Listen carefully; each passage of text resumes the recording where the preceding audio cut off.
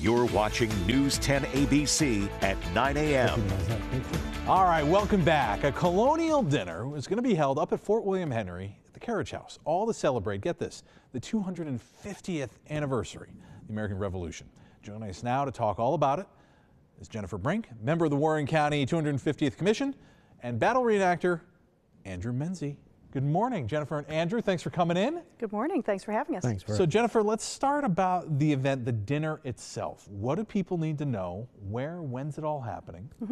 So this event is the third Colonial dinner that we've had over the last several years. Wonderful. This one will be at Fort William Henry, which is, of course, a wonderful location to have such an event. And it is on Friday, this Friday the 21st.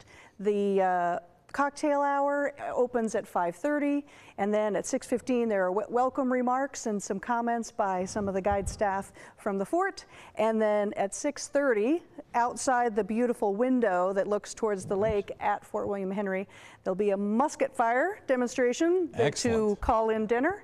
And then dinner is served, and it's a historically informed 18th century menu.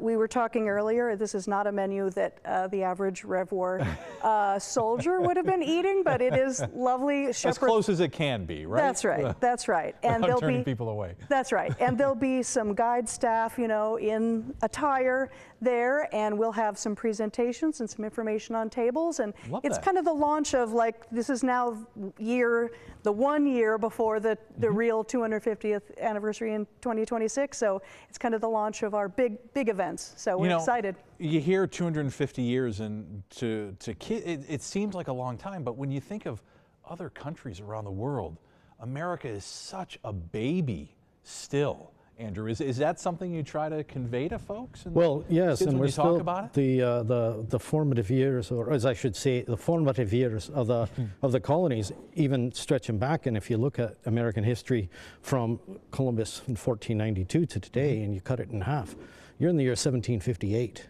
So we haven't even made it to independence halfway through the European experience. Of course, the natives were here long before that.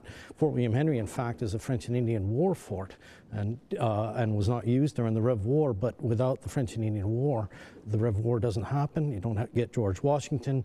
You don't have Benjamin Franklin suggesting join or die in the Albany Congress right here in town. And of course, some of the key figures in the American War of Independence learned their craft fighting against the French, who will turn around and then help the Americans win the War of Independence, because they're still looking for payback from the previous conflict. Whole area and up around Saratoga and farther north to Lake George, so rich in the history from that time period. What can people expect during your reenactments, and especially during this time around the dinner here? Well, the dinner's the night before. We're very excited to be a part of that. And then the next morning, the fort will open its doors at 9:30. And it's going inside the fort will be a sutler vendor fair of 18th century crafts and demonstrations. At 11 o'clock, there'll be the first of the two reenactments. The second will follow at 1 o'clock. All of those are free of charge. There'll be over 80 reenactors portraying the raid that occurred 268 years today.